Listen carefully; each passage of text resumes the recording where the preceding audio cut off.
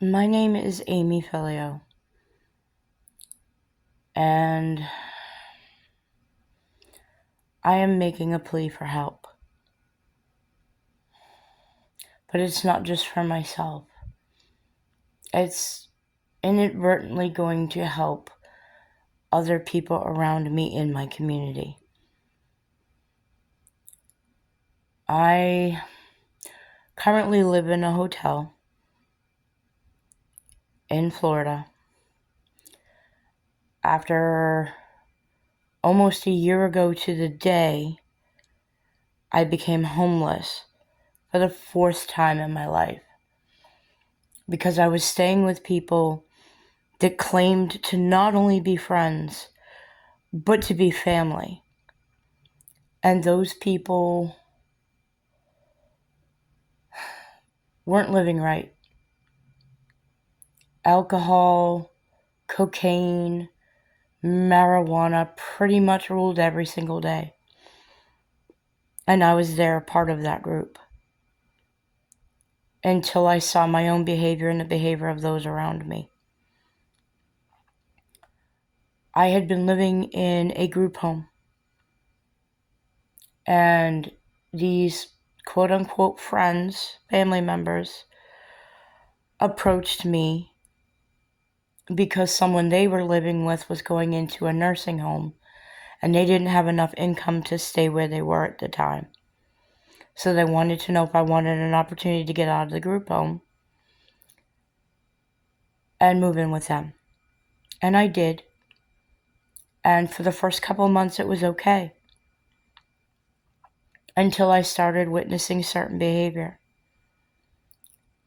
And I got to a point where I will openly admit I am a marijuana smoker because it helps my physical body pain, because I deal with fibromyalgia and sciatica. It's a daily fight for me. And I am not taking prescription medication because I do not like what it does to my body. Therefore, I use marijuana to help with anxiety, to help quiet my mind enough to process thoughts, and to help with the physical pain of dealing with 20 years of being on disability, being disabled. I don't like to use that word because my body does not rule my life. I do. I just have had to learn through a lot of hard work how to work with my body, but I digress. These so-called friends, when I turned around and said I was not paying for the beer anymore, I was not paying for cocaine anymore because I was not going to be touching it ever again, and that I was not going to be their supply, that very evening, after I had paid $420 for my part in being in the hotel room for the month with these three other friends, and then an extra $20 for the final case of beer, and that was going to be it, they threw me out of the room with all of my belongings and left me with nowhere to go. Another person on the property that I had become friendly with, who claimed to be a Christian, took me in. And there was a misunderstanding one night when one of my former friends by the name of Billy showed up apparently around 3 o'clock in the morning outside Miss Yolanda's room, who had taken me in, and was shocked when he saw, "Oh, you're home from work," he said. Now, mind you, I'm inside the room, her hotel room, in the second bed, asleep. No idea this conversation is going on. And she comes into the room afterwards and immediately comes at me about how I could turn around and betray her after she took it in her heart to take me in. To which I replied, I came in before 11 p.m. and went right to bed because I was exhausted. as she proceeded to tell me about her conversation with Billy. And I told her, well, that's between you and him because I was asleep in the room.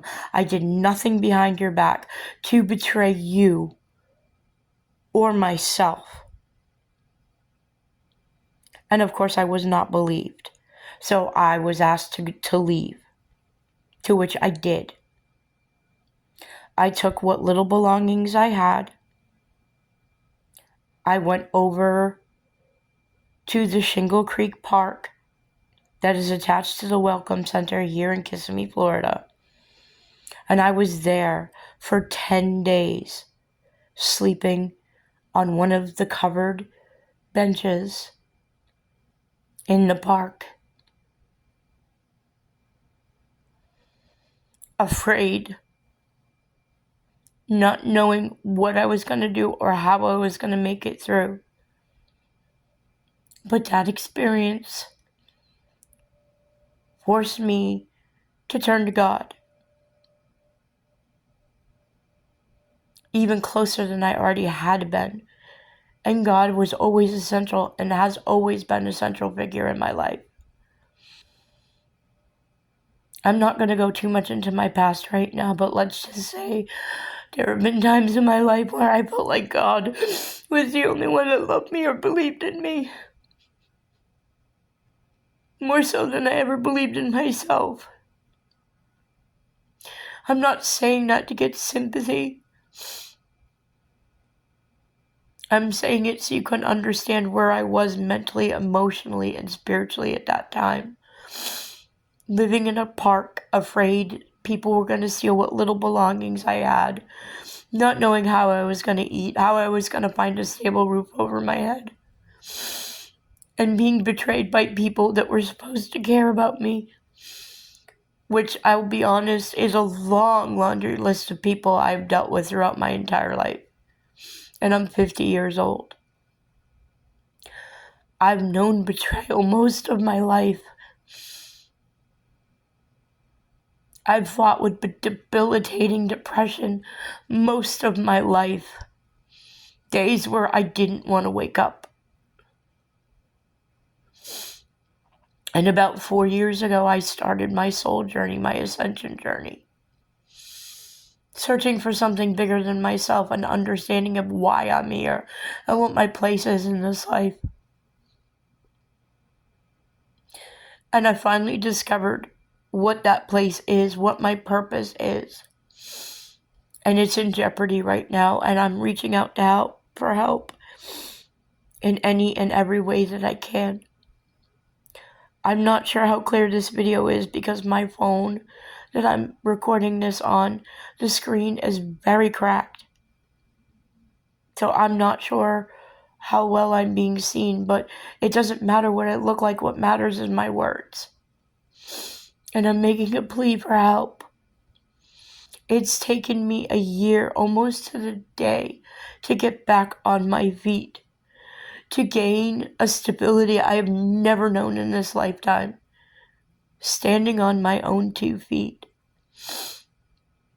I was lucky enough to connect with some really good people, and I've developed a community of people that are truly like me, that have light inside them, that are looking to not be better than anybody else, but just be better than who they were yesterday. Striving for a better life, a better way. More peace, more joy, more understanding. And I'm lucky enough to call these people my soul family. One particular family in general, we came together in a very unusual way. It started with 2 friends of mine. Well, it started with their 4-year-old daughter, who is going to be 5 soon. But in any case, this little girl, I love her to death. And you can see the duality in her every single day. We all have light and dark within us. You can't recognize light and dark if it's not within you. We all have a higher self. And we all have to learn certain lessons within this lifetime in order for our soul to ascend. This is an understanding I've gained. I started this journey 4 years ago, and within the last year, I've made leaps and bounds when it comes to this spiritual understanding. Some of us are human beings having a spiritual experience. Me personally, I am a spiritual being having a human experience. It's something I've come to understand. In any case, I became friendly with this little girl when I was staying at a different hotel here in Kissimmee about a year ago, the Econo Lodge. I am an avid pool user. It's one of the best low-impact ways of getting exercise. And I happened to be at the pool that day, and there was this beautiful little girl, blonde-haired, blue-eyed, playing in the pool. And we started talking and joking around, and we started playing together in the pool. Children are naturally drawn to me because I can still tap into my childlike side. I can still be a little kid. I can be 50 one minute and five the next. For me, it's one of my superpowers. But in any case, that we struck up a friendship, and I started talking to her mom, Autumn, very beautiful soul, beautiful woman. And we became friendly. And we would meet up at the pool almost every day, and we developed a friendship. And eventually I met her husband, Eric, another really good person. Got some defenses up, but they're necessary, and there's a reason. But again, I digress. In any case, we lost contact for a short period of time, Autumn and I. And through a mutual acquaintance, Autumn got my cell phone number, and she texted me, and I found out that at the time they were struggling, and I happened to have a room of my own at a different hotel. And I told them they had no choice. They were going to grab those two beautiful little girls, and they were going to come stay with me, and I wasn't taking no for an answer. And that began our adventure. So for the past year, the 5 of us have been together, living in one hotel room, just trying to make it through every single day, doing the best we can. About 2 weeks ago, I was able to get a room of my own. I felt like it was time. I need stability, something of my own, something to strive for. And having this space of my own allows me to really work on and deepen my spiritual practice, which is something that is extremely vital and important to me. I am the type of person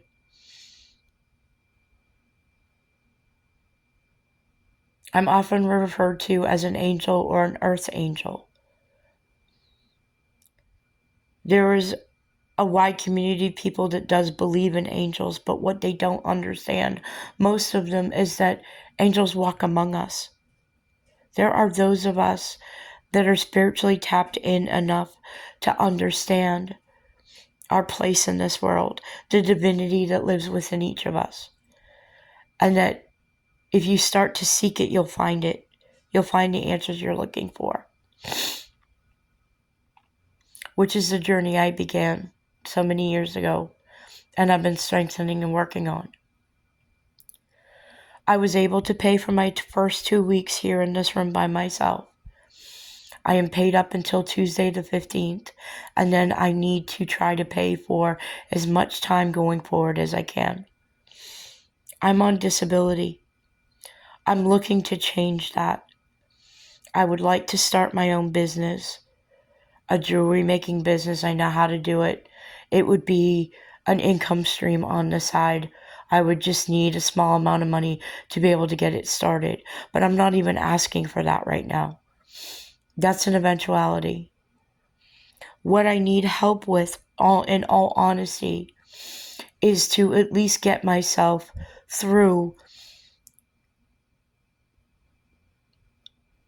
until the 1st of the month. So May 1st. Which it's gonna cost me, it's $350 a week here at the hotel. I need 2 weeks, so I need $700. I don't like asking for help. I'm usually one of those people, I'm the first one to jump in, but I'm the last one to ask. One of my current lessons is receiving. I have a hard time with it. But this is one of those times I'm making a plea for help. I need help to be able to stay in this room for the next 2 weeks so I can keep working on my spiritual practice, to start a podcast YouTube channel, to help others spiritually ascend like I have, to teach lessons and exercises and things to do that will help you deal with everyday life. It is something I've been working on and planning over the last year. And I need some more time and space, which is what this room provides me, to be able to do that, to have the quiet and the separation, to watch my spiritual messages, receive messages from spirit so I know which direction to head. So I'm asking for donations to help. Please. 50 cents, $1. Any amount makes a difference when you don't have it.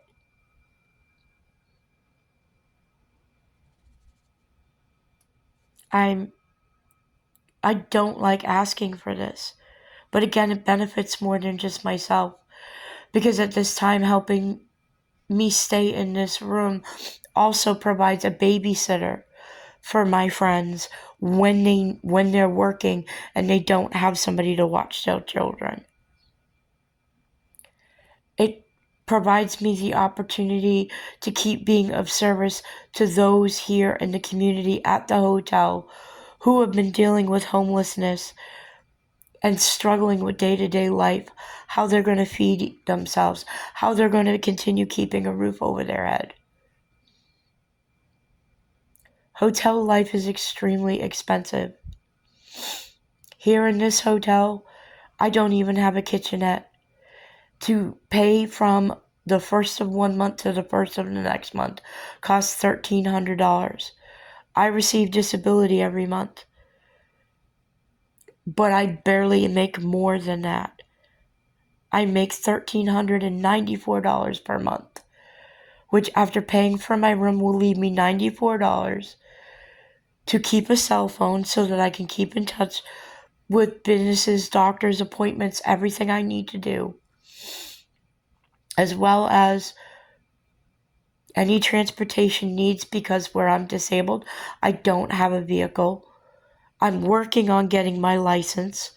I'm trying to get documents and everything I need from my home state in order to be able to get a Florida license. And it's taking time because I'm working with a nonprofit. So as much as I want to get a job right now, I don't have a valid ID to be able to go out and get a job. It's why I want to do something from home here that I can do where I don't have to rely on anyone else to be self-sufficient. To be able to be stable and create the life for myself that I want. So please,